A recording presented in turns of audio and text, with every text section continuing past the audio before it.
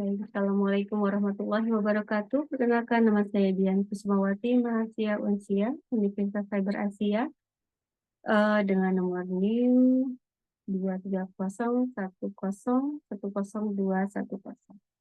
Baiklah, pada kesempatan ini saya akan mempresentasikan tentang kecerdasan emosional atau yang biasa disebut EQ atau Emotional Quotient atau Emotional Intelligence. Baiklah, kecerdasan emosional merupakan kecakapan emosional yang meliputi kemampuan untuk mengendalikan diri, baik diri sendiri maupun memiliki daya tahan ketika menghadapi rintangan, mampu menghadapi atau mengendalikan impuls dan tidak cepat merasa puas, mampu mengatur suasana hati dan mampu mengelola kecemasan agar tidak mengganggu kemampuan berpikir, dan mampu berempati serta berharap. Dapat kita lihat bahwa definisi dari kecerdasan emosional adalah kemampuan untuk memotivasi diri sendiri dan bertahan terhadap frustasi, mengendalikan dorongan hati dan tidak melebih-lebihkan kesenangan, mengatur suasana hati dan menjaga agar beban stres tidak melumpuhkan kemampuan berpikir, berempati, dan juga dapat merupakan suatu bentuk dari berdoa. Berikut adalah definisi dan pengertian kecerdasan emosional dari beberapa sumber. Menurut Coleman, kecerdasan emosional adalah kemampuan mengenali perasaan sendiri dan perasaan orang lain, kemampuan memotivasi diri sendiri, dan kemampuan mengelola emosi baik pada diri sendiri dan dalam hubungan dengan orang lain. Sedangkan menurut Charles, kesadaran emosional adalah kemampuan untuk melihat dan mengekspresikan emosi, mengasimilasi emosi dalam pikiran, memahami dan bernalar dengan emosi, dan mengatur emosi dalam diri dan orang lain. Menurut UNO, kecerdasan emosional adalah serangkaian kemampuan kompetensi dan kecakapan dan kognitif yang memengaruhi kemampuan seseorang untuk memahami perasaan dan maknanya, dan mengendalikan perasaan secara mendalam sehingga membantu perkembangan emosi dan intelektual. Baik, kesadaran diri merupakan salah satu dari 5 aspek utama menurut Coleman tentang emotional intelligence. Kesadaran diri adalah kemampuan untuk mengenal dan memilah-milah perasaan, memahami hal yang sedang kita rasakan dan mengapa hal itu kita rasakan, serta untuk mengetahui penyebab munculnya perasaan tersebut, serta pengaruh perilaku kita terhadap orang lain. Sedangkan kemampuan mengenali emosi diri merupakan fondasi utama dari sebuah unsur-unsur emotional intelligence sebagai langkah awal yang penting untuk memahami diri dan berubah menjadi lebih baik. Mengenali emosi diri sangat erat kaitannya dengan kemampuan untuk mengenali perasaan diri ketika perasaan itu timbul, yang merupakan hal penting bagi pemahaman kejiwaan secara mendalam. Terdapat 3 kemampuan yang merupakan ciri-ciri mengenali emosi diri sendiri atau kesadaran diri, yaitu pertama, kesadaran emosi, mengenali emosi diri dan mengetahui pengaruh emosi itu terhadap kinerjanya. Kedua, penilaian diri secara teliti, yaitu mengetahui kelebihan dan kekurangan diri dan mampu belajar dari pengalaman. Yang ketiga adalah percaya diri, yakni keberanian yang datang dari keyakinan diri terhadap harga diri dan kemampuan sendiri. Sedangkan pengaturan diri adalah menangani emosi sedemikian rupa sehingga berdampak positif kepada pelaksanaan tugas, peka terhadap kata hati, dan sanggup menunda kenikmatan sebelum tercapainya suatu gagasan. Sangat menarik ya, maupun pulih kembali dari tekanan emosi. Mengelola emosi merupakan kemampuan individu dalam menangani perasaan agar dapat terungkap dengan tepat dan selaras, sehingga tercapai keseimbangan dalam diri individu. Tujuan pengaturan diri untuk menjaga keseimbangan emosi, bukan untuk menekan dan menyembunyikan gejala perasaan, serta bukan pula untuk langsung mengungkapkan perasaan. Baik, kita akan melihat bahwa terdapat 5 kemampuan yang merupakan ciri-ciri mengelola emosi, atau yang disebut juga pengaturan diri. Pertama adalah kendali diri, yakni menjaga agar emosi dan impuls yang negatif tetap terkendali. Kemudian dapat dipercaya, yaitu menunjukkan integritas dan kejujuran. Ketiga adalah kewaspadaan, yaitu dapat diandalkan dan bertanggung jawab dalam memenuhi kewajiban. Keempat, beradaptasi, yakni keluasan dalam menghadapi tantangan dan perubahan serta dapat beradaptasi dengan mudah.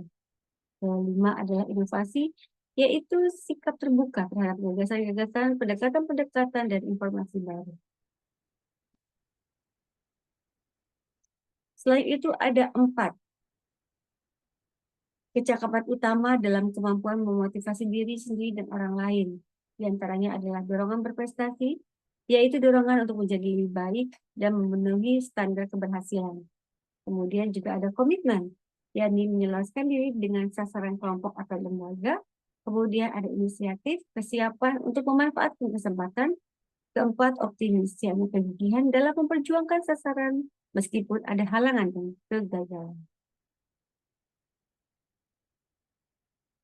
Selain itu, kita juga dapat melihat bahwa kemampuan utama yang merupakan ciri-ciri mengenali emosi orang lain atau empati, di antaranya adalah dengan memahami orang lain, yaitu memahami perasaan dan perspektif orang lain dan menunjukkan niat aktif terhadap kepentingan mereka. Kita juga bisa menemukan adanya orientasi pelayanan, yaitu mengenali dan berusaha memenuhi kebutuhan orang lain. Mengembangkan orang lain merupakan satu hal yang juga penting, di mana merasakan kebutuhan orang lain untuk mengembangkan dan meningkatkan kemampuan kita merupakan salah satu hal yang dapat menjadi perhatian bagi kita. Kemudian mengatasi keragaman, yaitu menyembuhkan keragaman melalui pergaulan dengan banyak orang. Yang terakhir bisa juga dengan kesadaran politik, yaitu mampu membaca arus-arus emosi sebuah kelompok dan hubungannya dengan kekuasaan.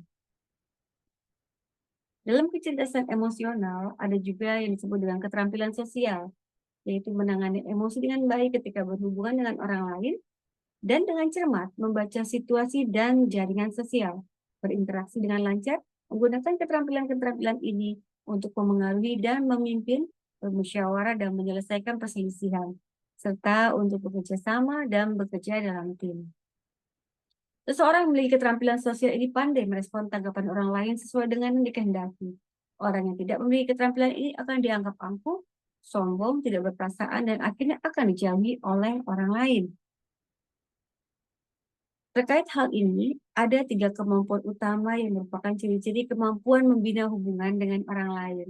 Di antaranya adalah mengembangkan orang lain, yaitu merasakan kebutuhan perkembangan orang lain dan berusaha menumbuhkan pula kemampuan mereka. Kemudian ada komunikasi, yaitu mengirimkan pesan secara jelas dan meyakinkan.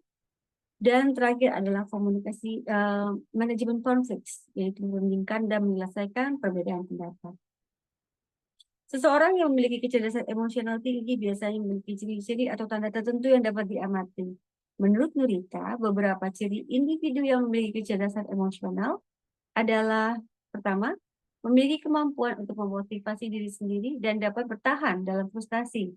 Kemudian, yang kedua dapat mengendalikan dorongan-dorongan hati sehingga tidak melebih-lebihkan suatu kesenangan. Ketiga, mampu mengatur suasana hati dan dapat menjaganya agar beban stres tidak melumpuhkan kemampuan berpikir seseorang. Yang keempat, mampu berempati terhadap orang lain dan juga tidak lupa berdoa. Sedangkan menurut UNO, kesadaran emosional dibagi menjadi 5 ranah utama, yaitu sebagai berikut. Ranah ini terkait dengan kemampuan seseorang untuk mengenal dan mengendalikan diri sendiri yang biasa disebut inner self atau diri terdalam atau batiniah. Ranah intrapribadi terbagi menjadi beberapa subbagian yang meliputi kesadaran diri emosional, sikap asertif dan kemandirian, serta penghargaan diri dan aktualisasi.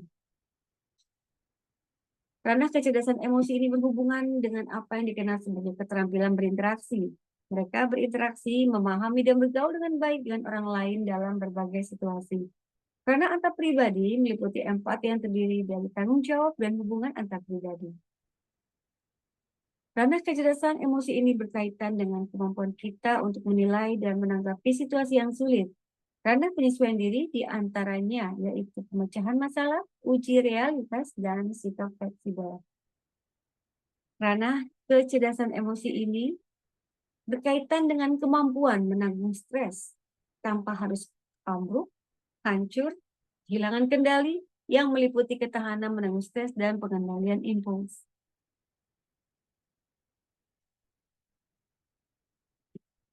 Menurut Dermanto, beberapa dari kita ada hal-hal yang dapat dilakukan untuk mengembangkan kecerdasan emosi dalam diri. Antara lain adalah dengan membuka hati.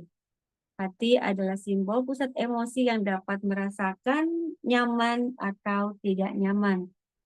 Oleh karena itu, kita dapat memulai dengan membebaskan hati kita dari impuls pengaruh yang membatasi kita untuk menunjukkan kasih satu sama lain. Kemudian menjelajahi dataran emosi. Setelah membuka hati, kita dapat melihat kenyataan dan menemukan peran emosi dalam kehidupan.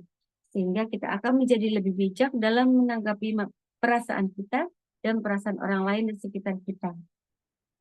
Kemudian juga menurut Dermanto, untuk dapat mengembangkan kecerdasan emosi, ada juga poin yang perlu diperhatikan, antara lain adalah bertanggung jawab untuk memperbaiki dan menambah atau mengubah dari kerusakan suatu hubungan. Kita harus mengambil tanggung jawab setelah dapat membuka hati dan memahami perasaan emosi orang di sekitar kita, dan ketika terjadi permasalahan antara kita dan orang lain, sangat sulit menentukan perbaikan tanpa ada tindak lanjut. Setiap orang harus memahami permasalahan dan memutuskan bagaimana memperbaikinya. Menurut Mu'alifah, terdapat beberapa faktor yang dapat dianggap mempengaruhi kecerdasan emosi dalam diri seseorang. Antara lain yaitu arsitektur otak memberi tempat istimewa bagi amigdala sebagai penjaga emosi. Penjaga yang mampu membajak otak. Amigdala adalah spesialis masalah-masalah emosional. Apabila amigdala dipisahkan dari bagian-bagian otak lainnya, hasilnya adalah ketidakmampuan yang sangat mencolok dalam menangkap makna emosi awal suatu peristiwa. Tanpa amigdala, tampaknya ia kehilangan semua pemahaman tentang perasaan, juga setiap kemampuan merasakan perasaan. Amigdala berfungsi sebagai semacam gudang ingatan emosional. Kemudian juga orang tua memegang peranan penting terhadap perkembangan kecerdasan emosional anak. Lingkungan keluarga merupakan sekolah pertama bagi anak untuk mempelajari emosi. Dan keluargalah seorang anak mengenal emosi dan paling utama adalah orang tua.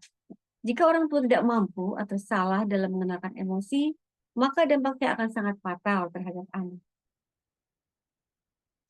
Lingkungan sekolah juga merupakan faktor penting kedua setelah keluarga, karena di lingkungan ini anak mendapatkan pendidikan lebih lama. Guru memegang peran penting dalam mengembangkan potensi anak melalui beberapa cara, di antaranya melalui teknik, gaya kepemimpinan, dan metode mengajar sehingga kecerdasan emosional berkembang secara maksimal. Lingkungan sekolah mengajarkan anak sebagai individu untuk mengembangkan intelektualitas dan bersosialisasi dengan sebayanya, sehingga anak dapat berekspresi secara bebas tanpa terlalu banyak diatur dan diawasi secara ketat. Sehingga dukungan dapat berupa perhatian, pujian, nasihat, atau penerimaan masyarakat.